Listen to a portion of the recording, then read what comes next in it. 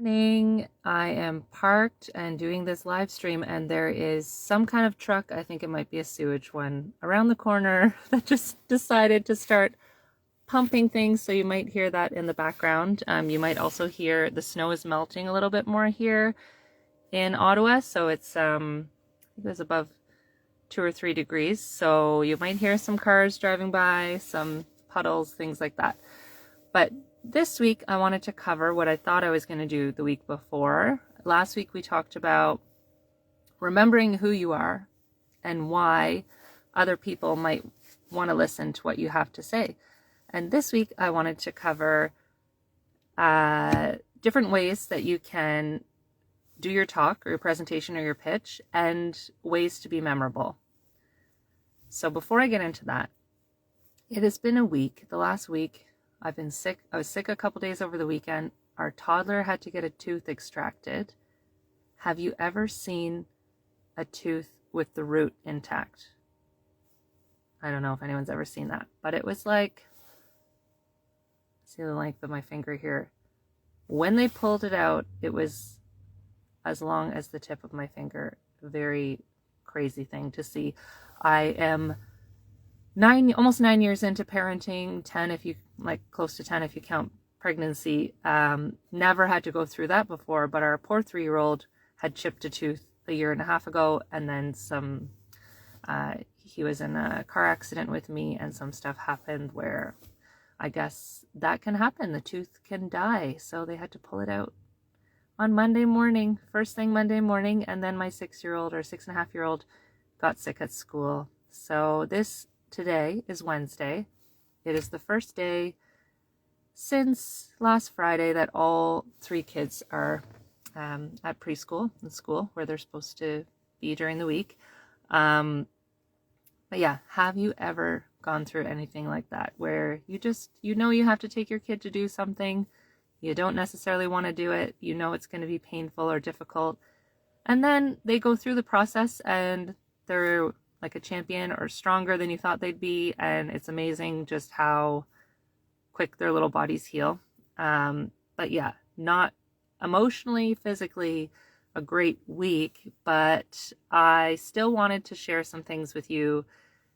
And yeah, I'm just going off the top of my head, so I'm probably going to pause a few times. But some of the ways that I do my talks to structure it is going down a list of different things that I need you to know. So the last couple weeks I covered, tell them what you're going to tell them what you told them.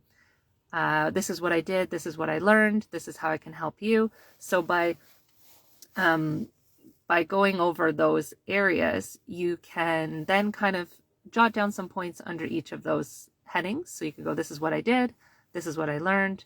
This is how I can help. You could use those as 3 headings, or you could do a mind map. I don't know if you know what a mind map is, but I usually am a visual person, so I will write out all the topics and things I know, kind of like a brain dump on paper. I don't have a visual to show you right now, but if you Google mind map, or you search, if you're on social media, you search mind map, you can get images, examples. So for example, one of the talks I do, remote work with kids, I started to write out all the different things that I do to make remote work with kids easier, more doable, work around their schedules, create routine, structure. And what I found was, this is something I cover in my remote work retreat. The 3 core areas that I was covering had to do with mindset, processes, so systems, processes, and routines, or some people might call them rituals, but I was calling them routines because it's about, pacing yourself, setting structure, creating systems of support, processes that I use in remote work. And really the initial one that I would start with is mindset. The behind the scenes affects everything. Sorry, I'm going to move the phone a little bit closer to my face because I don't know how loud this truck sound is for you guys listening, or you those of you tuning in. But so mind map, doing headings on a piece of paper and just like a brain dump. And the other one that I like to do is based on my own lived experiences. A lot of my talks, the stories that I tell, the anecdotes I have, are based on my own lived experiences. So I have done talks where it's like using social media for business, talking about LinkedIn specifically or Facebook specifically, or presenting webinars or workshops and getting people to help support them with accessing information or personal branding, professional branding, leadership, thought leadership, those kind of things. So those would be more technical focused, and I would research around what is the most up-to-date information, how has the platform changed with software, things change all the time, there's always updates happening. So I would have my main things that I would be covering in the talk, what the outcomes would be. I would have that outlined at, this is what we're going to, by the end of this session, you're going to know XYZ. And then I would go through and update everything based on if I was delivering it every couple months or once a year, depending on if it was a conference. I would then go and check all those links again, or check all of the resources again, make sure all of those things were still relevant, and look for news articles and build that into more of like a formal presentation. But when I'm presenting on things that are my own lived experience, I rely on anecdotes. And the way that I was getting a lot of anecdotes were, oh, the trucks just stopped. Woo!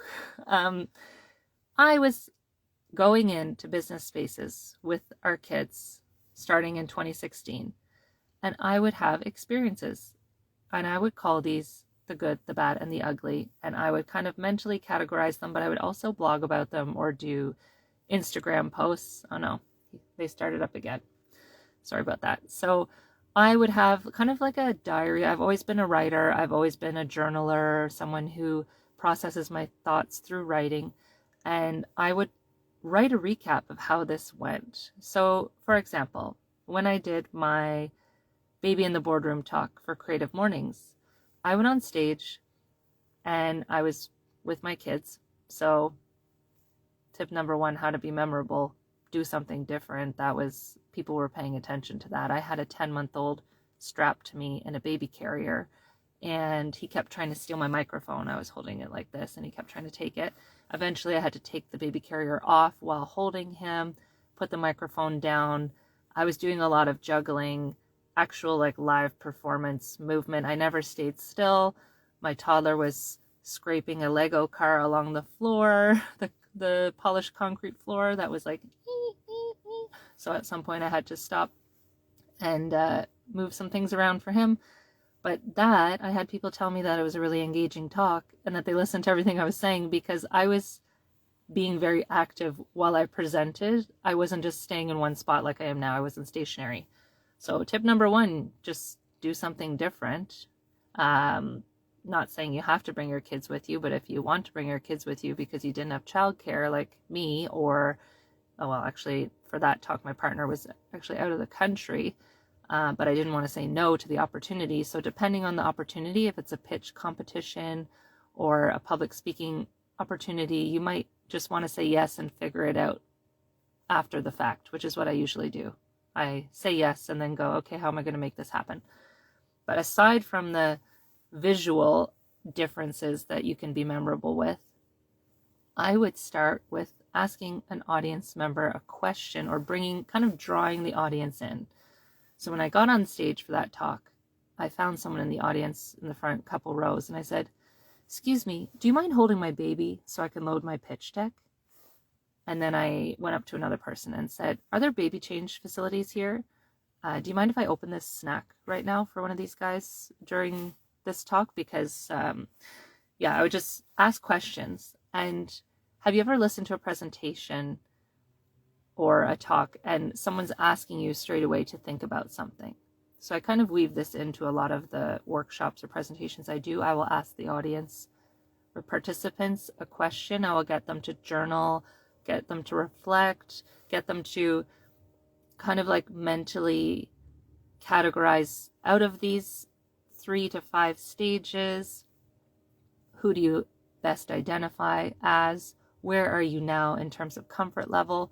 These are all ways that you can draw your audience or your listeners or certain individuals that you want to use in your presentation. You could say, you know how people say pick someone out in the audience that you know, or just pretend someone is in the audience that you know if you're nervous. This is a way of just remembering that your audience are humans. They're not static. They're there. You're influencing their thoughts, their emotions with what you say, with what you ask. And this is much easier when it's in person than it is when it's hybrid or online only. But use the chat facility, use the Q&A facility. If you have someone assisting you with facilitation, moderation, hosting, you can kind of put those checkpoints in throughout your talk or your presentation to keep people's attention, but also to make them part of the dialogue. When you're pitching to someone, it's a little bit different. You have usually a format or a structure you need to cover, and some of them are timed, some of them are within X number of minutes, or you have to cover these certain criteria. So you don't have as many ways to get creative, but I like to use visuals if I'm using a slide deck for that. So I always had my own images that I was using for my own life as a parent and a creative professional and someone who's lived in other countries. I would have my own like stock photography in my presentations because I couldn't find any that were relevant for me, that weren't really fake looking. I was just always documenting things, so I had a lot of images to use. But if you can use I'm not saying you have to use AI, but now there's all these tools that you can feed information into the tool to say, please generate an image that is representative of XYZ.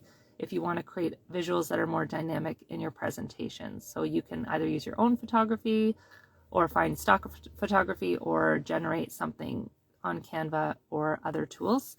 And I would use a slide deck format to kind of keep the slides uniform and consistent, but makes the graphics or the text more interesting or engaging on the pitch deck, especially if you're trying to be memorable and it's a vote-based thing or an awards-based thing.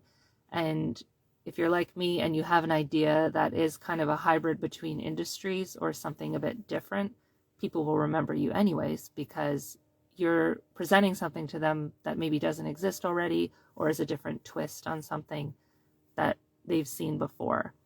And part of the pitch process will usually be they'll want to know what things exist in the marketplace already, or what are your competitors, or what are your proposed parallel or secondary competitors, and finding examples, logos and industry examples that they recognize or that are clear examples of what you're trying to strive for or emulate, or what your vision is, especially if it's an ideation stage or a pre-investment, or you're just bootstrapping and you haven't validated the concept yet.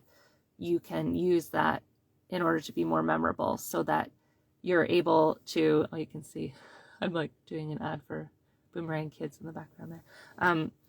This isn't an advertisement, by the way. It's not sponsored, but I'm just in the car park because I need to get some more indoor shoes and outdoor shoes.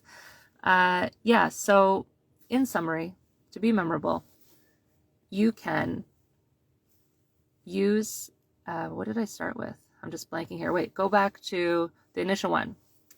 To structure your talk, you can use the headings. This is what I learned. This is the lesson. This is what I did. This is what I learned. This is how I can help you, or this is how it can impact you.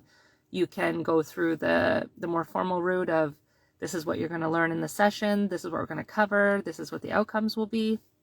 You can also do a mind map where you do a brain dump of all the ideas you have related to the topic that you're covering, and then start circling and highlighting the ones that are related to each other and that are under, maybe there's a synonym or a word that kind of encompasses all of those things. And I use the example of my remote work with kids and remote work retreat content where I cover mindset, processes, and routines. And you can also use, your lived experiences to tell stories, tell anecdotes, tell metaphors, get people to understand, take them on a journey of what it's like to be you or what your experience has been. And switching over to how to be memorable, the way that I use my lived experiences is I will ask audience members a question. I will tell them anecdotes and get them to identify where they're at on their journey so that they can walk a little bit in my shoes or try to see where they could be if I'm trying to take them through a training of, by the end of this, you'll know how to do these things, or when you implement these things, this is what's possible for you, kind of aspirational content. But I will always use questions to create dialogue with the audience.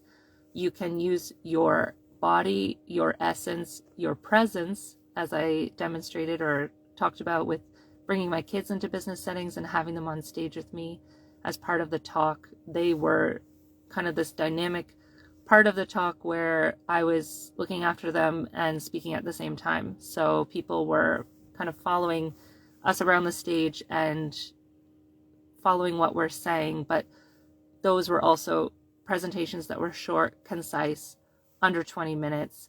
The slides were, there was under 20 slides, and I'm just trying to hit a bunch of points in it's like, this is the timer, set the microwave timer or set the hourglass timer and go, because with kids, very unpredictable. You're never sure how long you'll be able to do something for. So using your presence and your essence. And then another way is to use visuals incorporated into your slide deck or into your pitch deck, depending on if you're presenting a talk or pitching to someone. And you can make that more engaging by having your own unique images that you've created from your own lived experiences or that you've generated using Canva or another graphic design tool, or even AI tool that you've fed information into to create something unique to your brand or to your business or to what you're trying to illustrate to people. And the final one for that would be to also look at primary and secondary competitors or similar examples so that you can get people to identify with what you're trying to say a bit more easily. And you can also kind of tie that into metaphor as well. If you find some anecdotes of different businesses or different people who've done different things that are similar to what you're trying to do, you can use that as an example. And hopefully, if you're pitching something unique or that is needed in the marketplace and you're really solving a problem that is a pain point, or you're adding pleasure or joy to people's lives and it's going to make a marked difference, you will be memorable anyways. So I hope these tips help you, and please share your feedback, comment on this video, send me a message. You can go to mixingbabiesandbusiness.com/contact if you want to send an email, but also if you want to learn more about the community, I'm hosting one this year for $25 Canadian for the whole year. So every month I do a private podcast episode, and we're having quarterly events and a community portal. And in that, I'm focusing more on how I use my intuition and how I build self-trust and pace myself and do all these things so that it's easier for me to present on the fly like this or pitch on the fly and feel confident that I am going to cover what I want to cover in that time, and to not have the, I don't know if you want to call it FOMO, but like people say, vulnerability hangover, or they might limit their visibility just because they're afraid of saying the wrong thing or doing the wrong thing, or they're just nervous about what could happen. So the membership is really focused on the internal stuff for the year to support you to do more advocacy, activism if you want to, social impact, put yourself out there more career-wise, professional-wise, or if you're building a business, get you more comfortable in those internal mindset things and embodiment things so that you can do stuff to mix babies and business more easily. So that's mixingbabiesandbusiness.com/community if you want to learn more, and you can also sign up for my newsletter on the same website as well. So I hope this week the tips were helpful for you, and you can see as we're going over the last 2 months that we're building upon something each week that you can use going forward whenever you're pitching or presenting. So take care, have a good rest of your week, and I'll be back again next week. I'm going to get a bit more personal. It's my partner's and my wedding anniversary, and I was, what do I want to say, like contemplating or being nostalgic about how we met and all this stuff. And I was realizing, oh yeah, our story that I always tell people is, so he's from Ireland. We met just before St. Patrick's Day here in Canada. And we're married in March in Ireland years later.